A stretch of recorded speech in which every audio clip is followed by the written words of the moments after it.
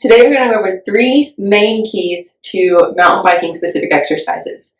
So a lot of y'all are going to start doing some more workouts. You're going to start focusing on strength because 1, it's the new year and you're setting goals, and 2, you see now that the spring is looming ahead and you're like, wow, I haven't done very much for the past couple of months because it's been cold outside and now it's time to get back into shape. Or you're fat biking right now and you want to make sure that you have the best season out there on the snow. My name is Liz.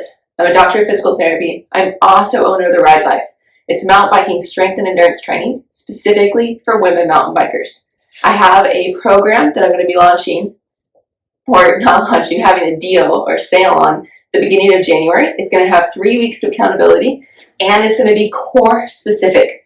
So all of these things play a huge role into your core exercises. But let's pop into those 3 main keys.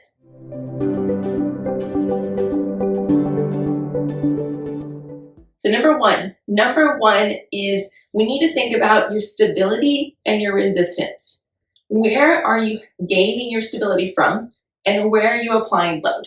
So not only am I a doctor of physical therapy, I'm also an engineer, and I put those two together along with my mountain biking skills coach to put these mountain biking specific exercises, keys to you. So when we think of stability, on our bike, we get our stability from our core. That is where we gain our control. That's where we get our grounding from, because our arms are mobile and moving the bars back and forth. So they need to be loose and they need to be doing different things. You don't need to be pulling on your bars whenever you're trying to get stability. We need to be using that from our trunk, not from our neck, not stressing our back through that, but through our core strength that we have here.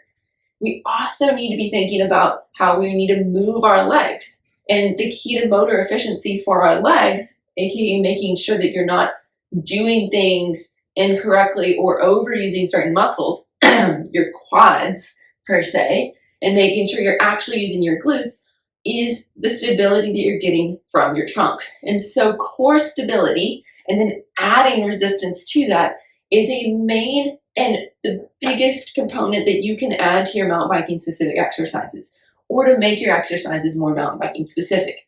So I'm going to give a couple just examples of this. One of them is just even doing a pebble press. You can either use a weight going down, or you can use a band pulling from the side. And so as you're doing this, not just going forward, but thinking about moving that out to the side, pressing that. And so now I'm having to maintain here against this force that's wanting to pull me down and rotate my body.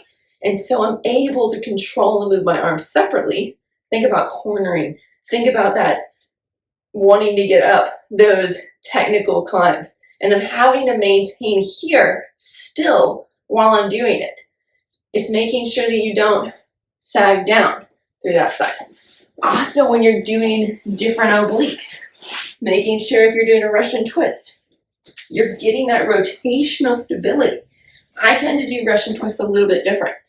I want you to sag your back into it so you actually lock your lower core in, and then I want you to rotate and move your upper part of your trunk. And so now you're getting more of those obliques hit.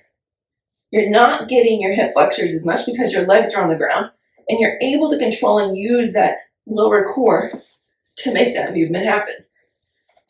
I have people do this without load first to make sure that they're getting actually that rotation and touching.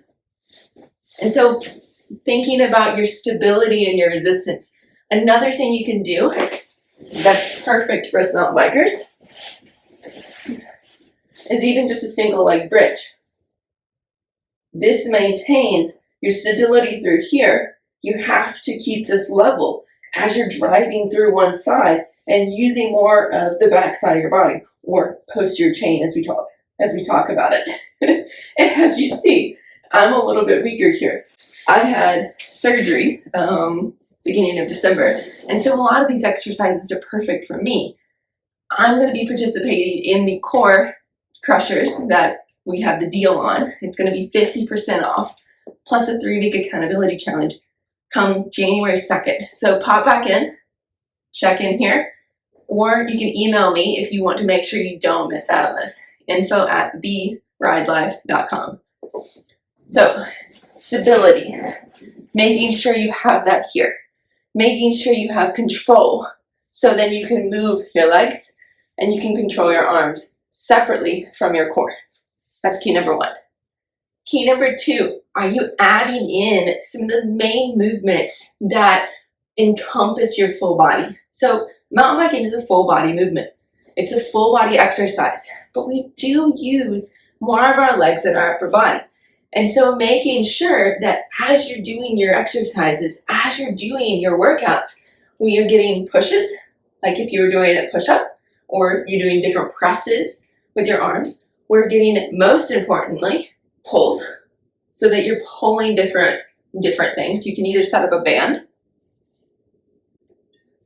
or you can use a weight and do more bent over pulls, like a bent over row, or even just a reverse fly. These pulls are so important for your upper back and making sure we're strong there.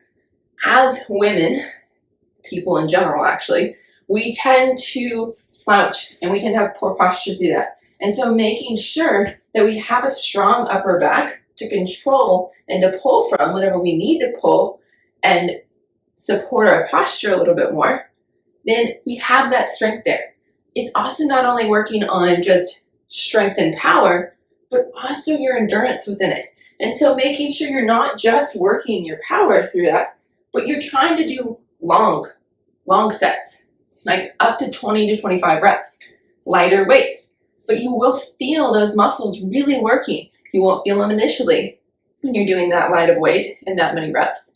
But even after you're done with your set and you're just doing no weight, you can really fire up those muscles and make them work. The great part about doing a bent over reverse fly is that we get our stability here.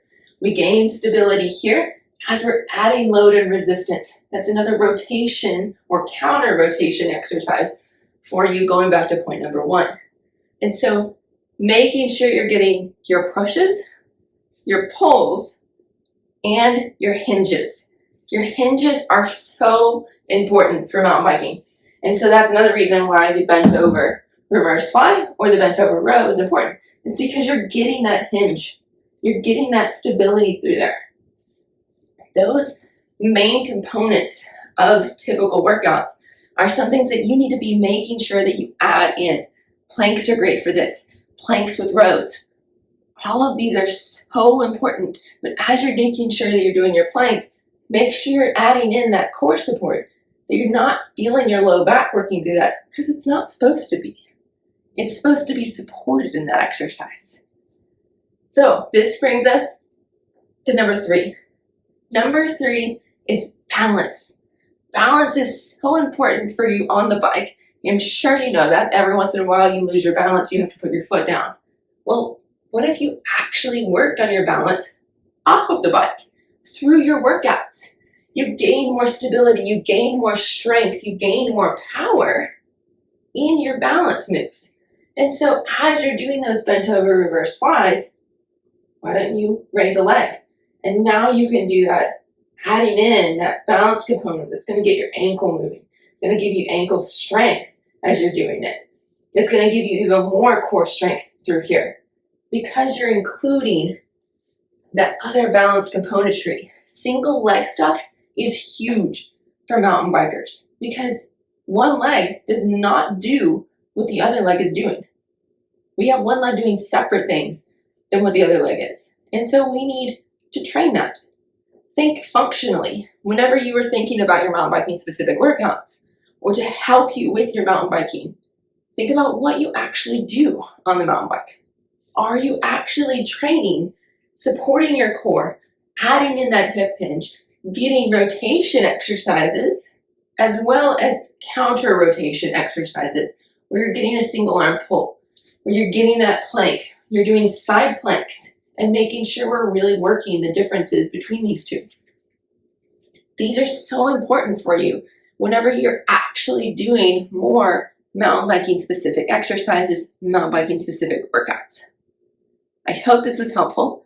If you are interested in the Core Crushers deal, that 50% off come this first week of January. January 2nd is where it launches.